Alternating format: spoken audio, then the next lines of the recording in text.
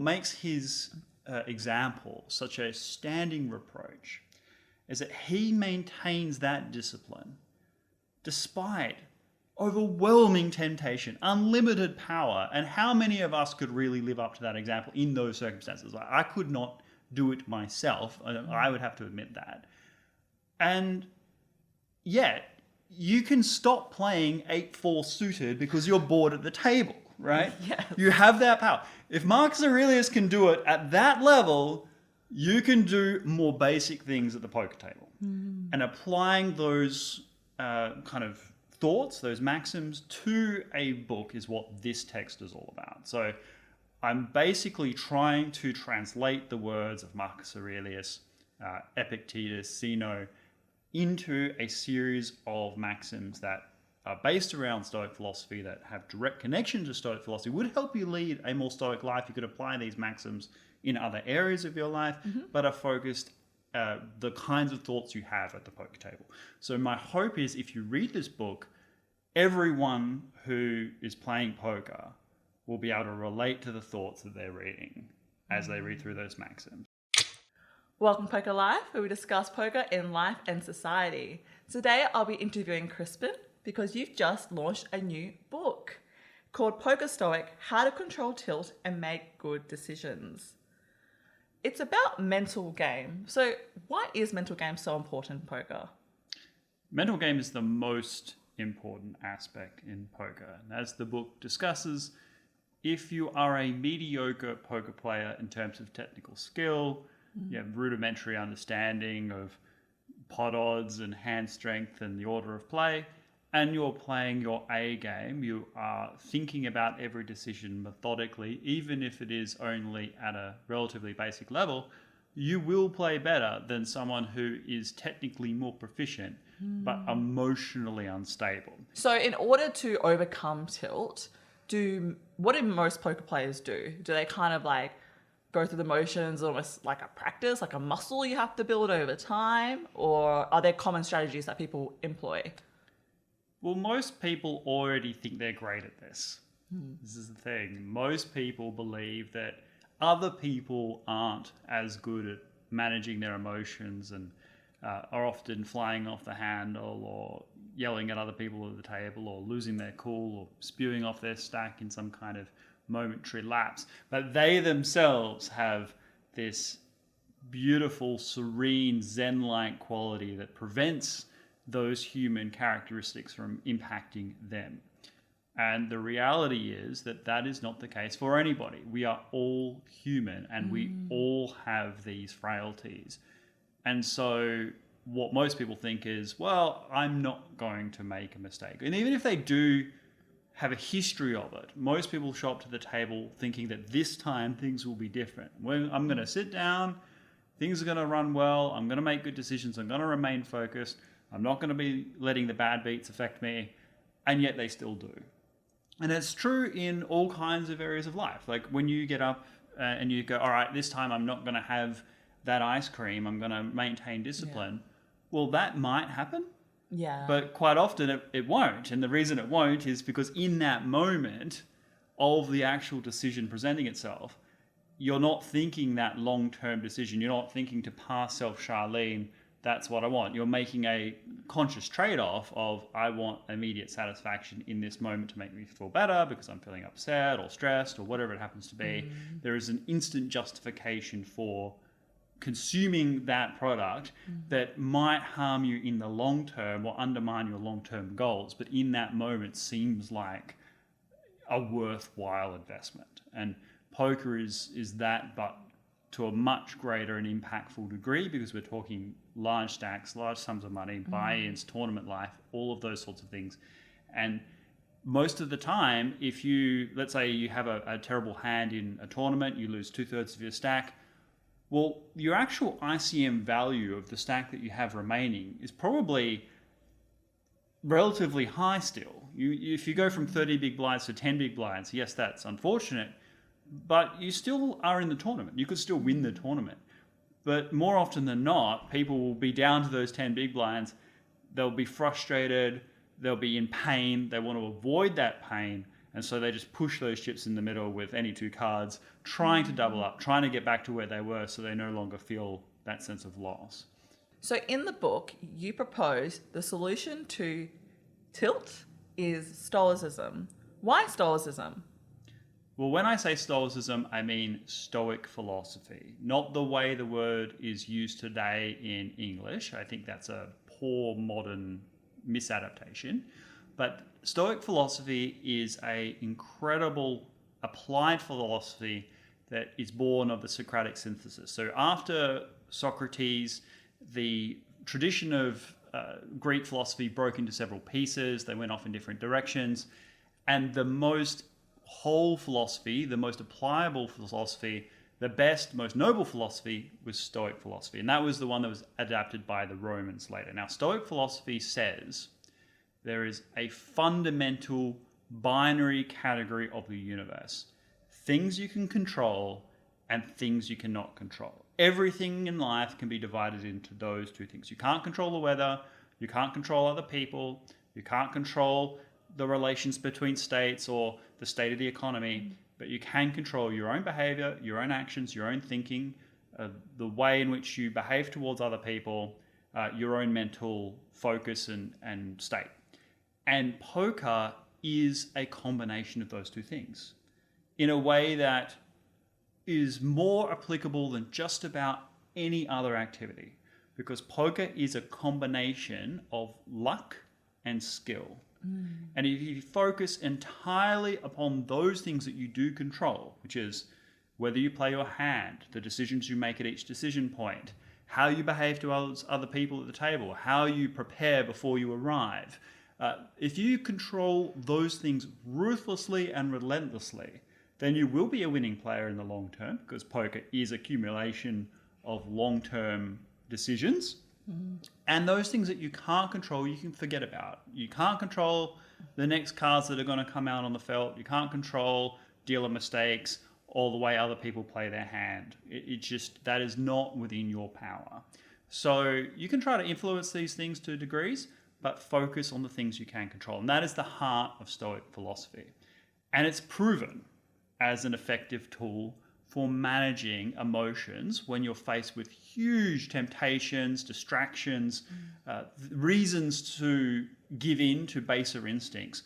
And so Stoic philosophy has been extremely useful for people who have power, who have influence, whose decisions and actions may have profound impact for other people. So, for example, soldiers, military people, people in government, politicians, people who run large corporations.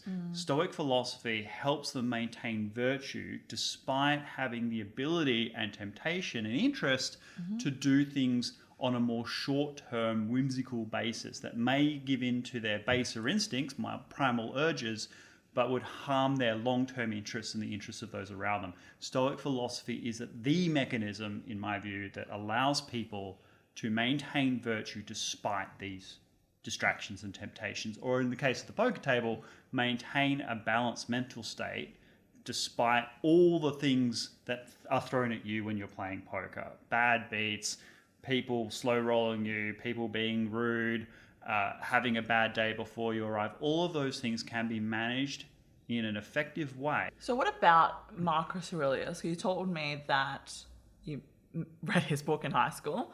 What about Marcus Aurelius really inspired you to practice Stoicism?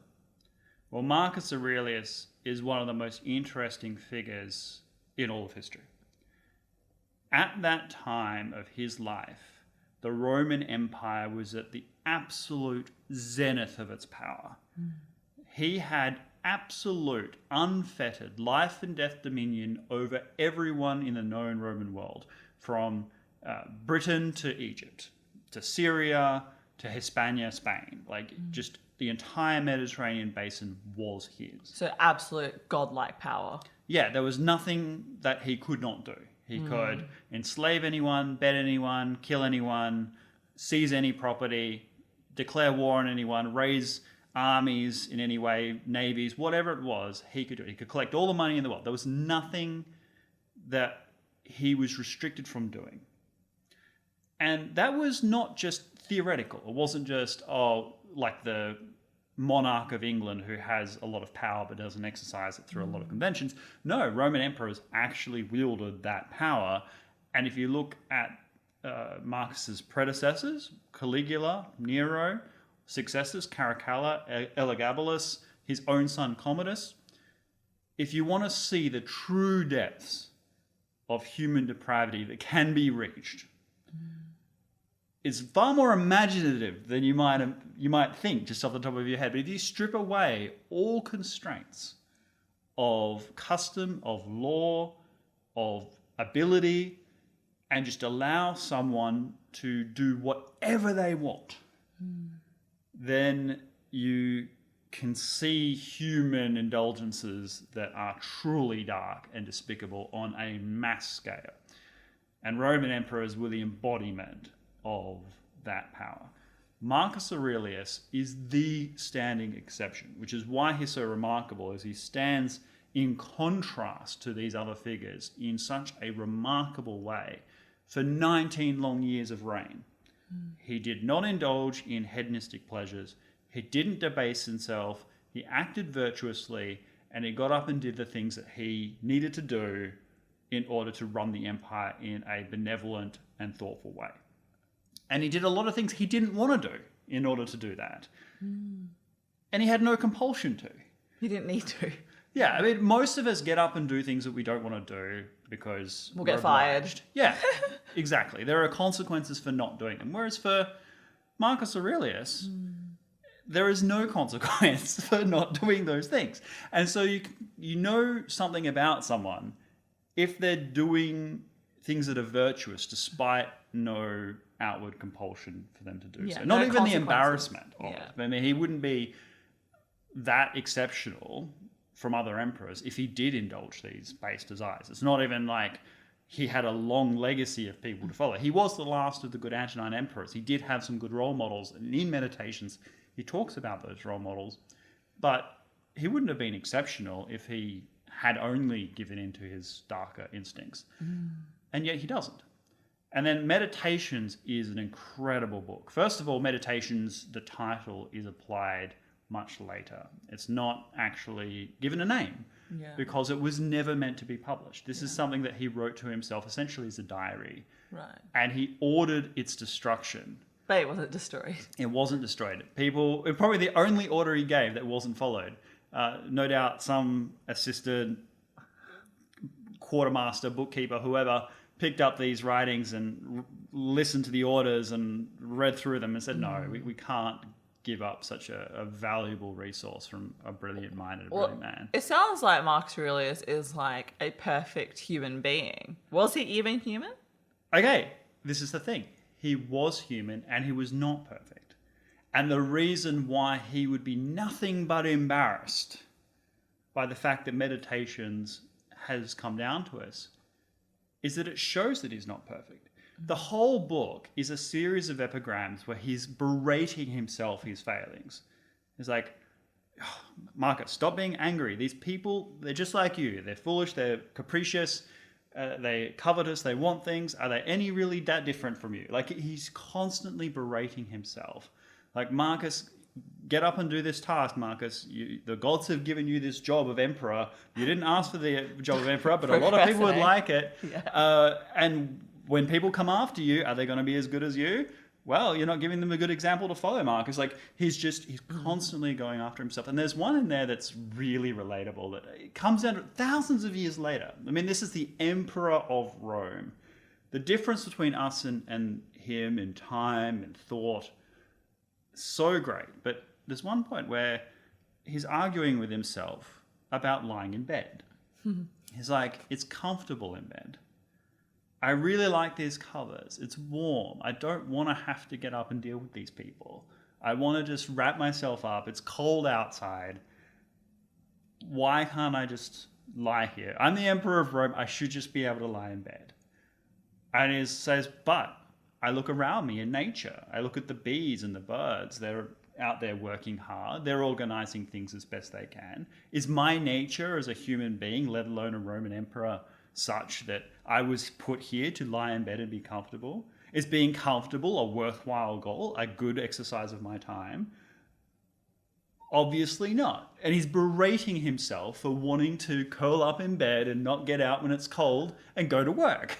Oh man, everybody's Monday. Exactly. It's something that we can all understand, that sense of like, I don't want to do this. But in the case of Marcus Aurelius, unlike us, he doesn't have to. He can just lie in bed and no one is going to bother him. That's true. Whereas us, we have consequences. And so what makes his example such a standing reproach is that he maintains that discipline despite overwhelming temptation, unlimited power. And how many of us could really live up to that example in those circumstances? Like, I could not do it myself. I would have to admit that. And yet, you can stop playing 8-4 suited because you're bored at the table, right? Yes. You have that power. If Marcus Aurelius can do it at that level, you can do more basic things at the poker table. And applying those kind of thoughts, those maxims, to a book is what this text is all about. So I'm basically trying to translate the words of Marcus Aurelius, Epictetus, Xeno, into a series of maxims that are based around Stoic philosophy, that have direct connection to Stoic philosophy, would help you lead a more Stoic life. You could apply these maxims in other areas of your life, but are focused the kinds of thoughts you have at the poker table.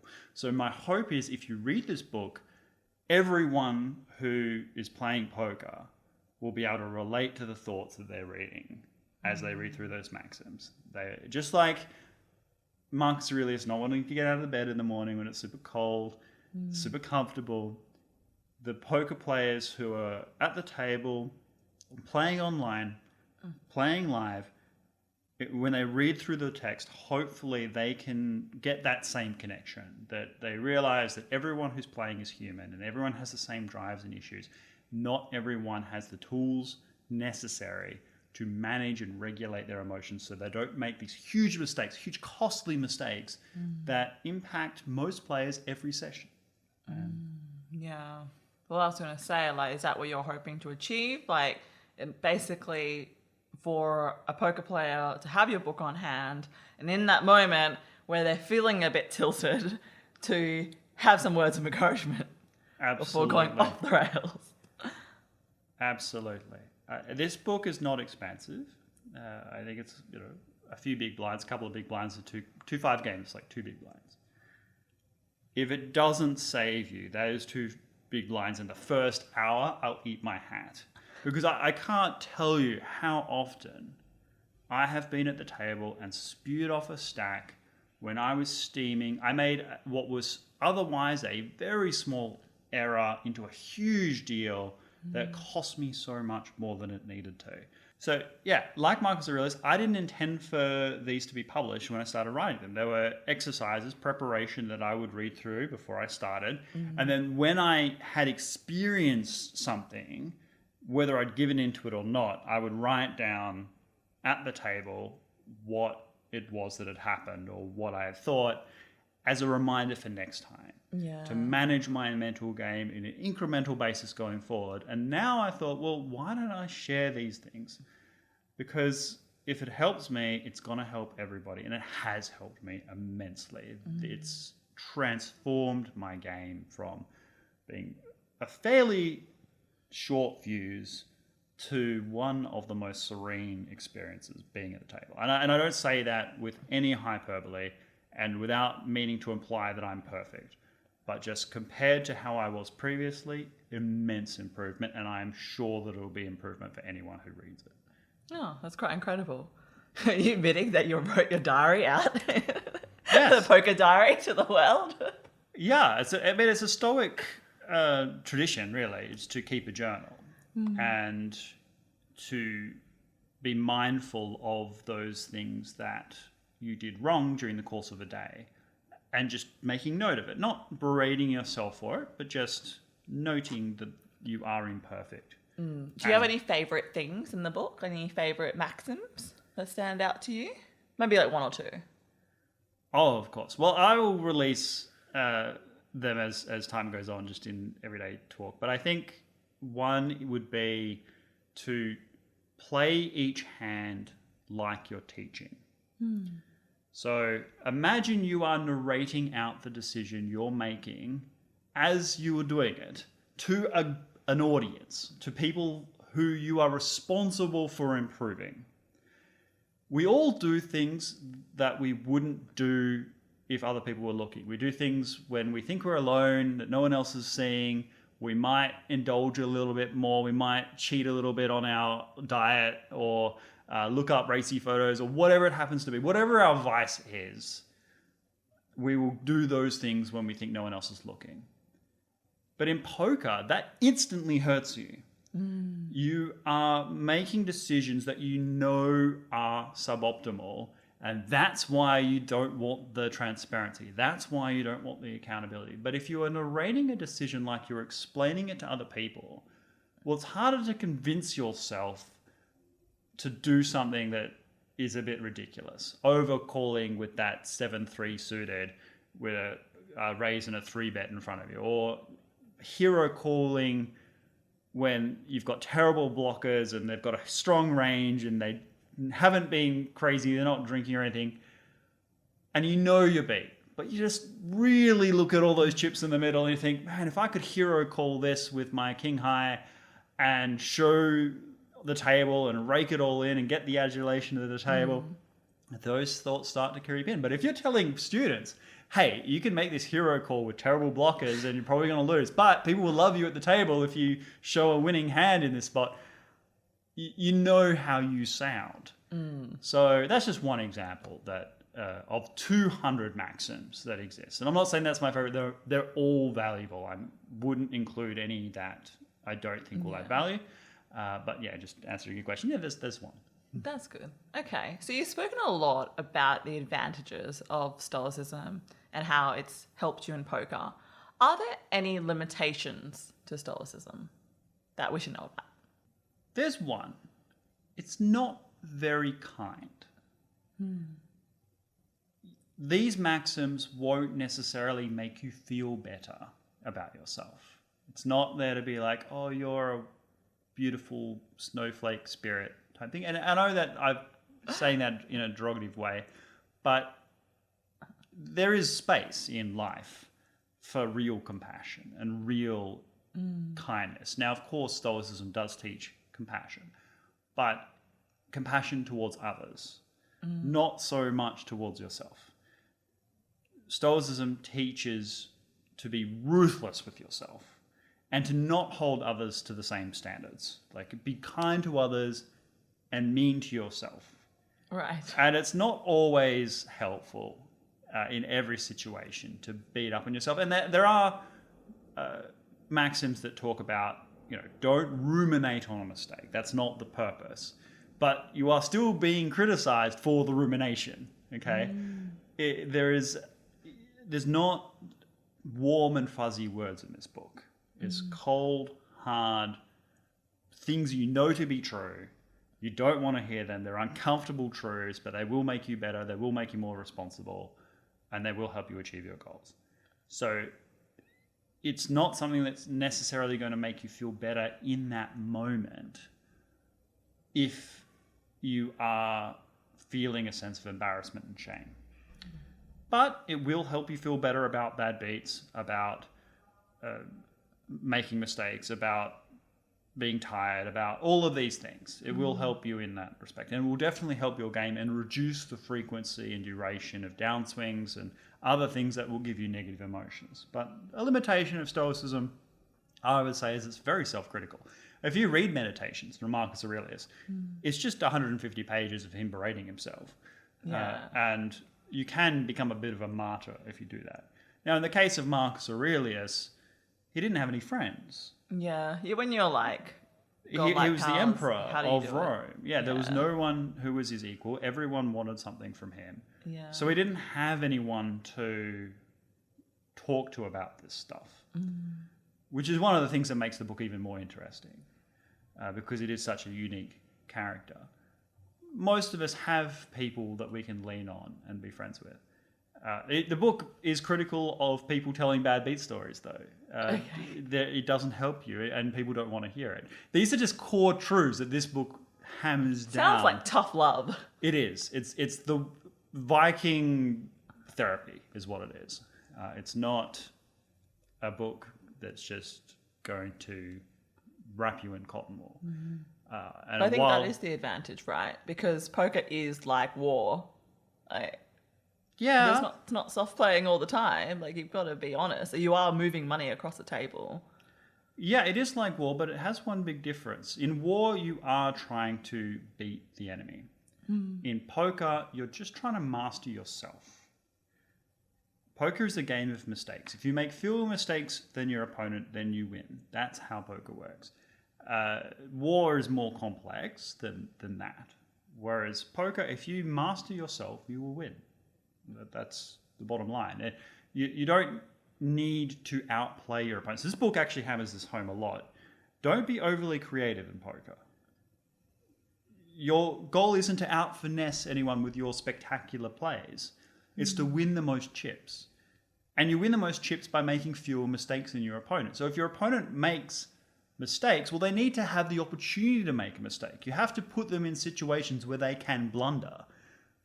It's not a matter of you making a whole lot of mistakes yourself, hoping that they respond poorly, although that could happen from time to time. But basically, you want to make sure that you don't make mistakes and allow your opponents to do so.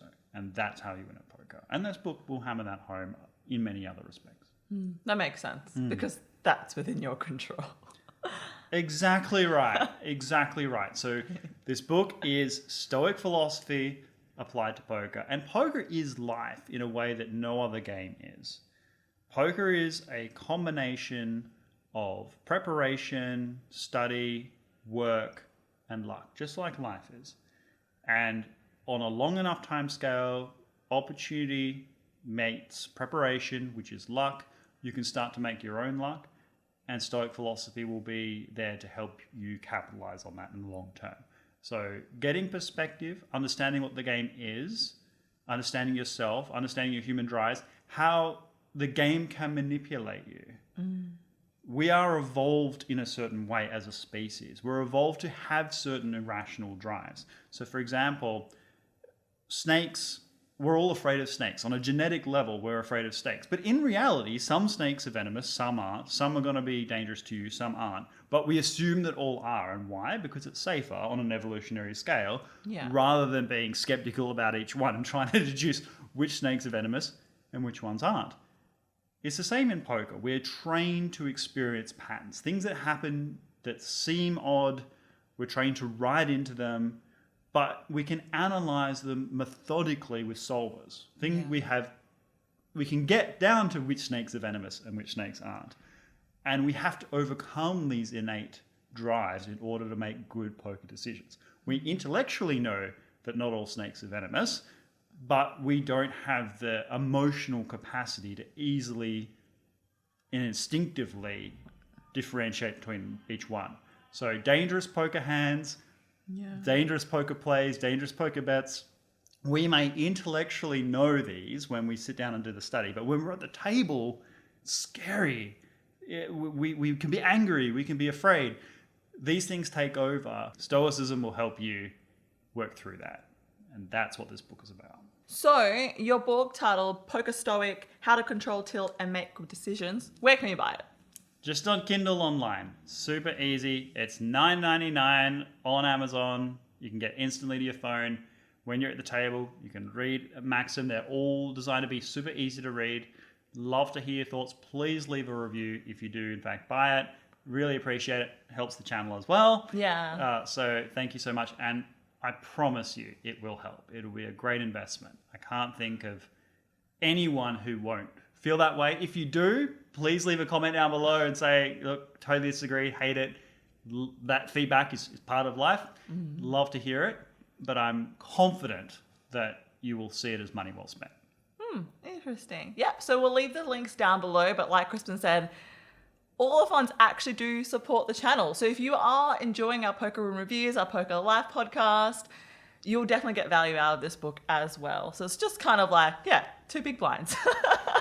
If you have any questions, any thoughts, please leave them down below. Until next time. Ciao for now.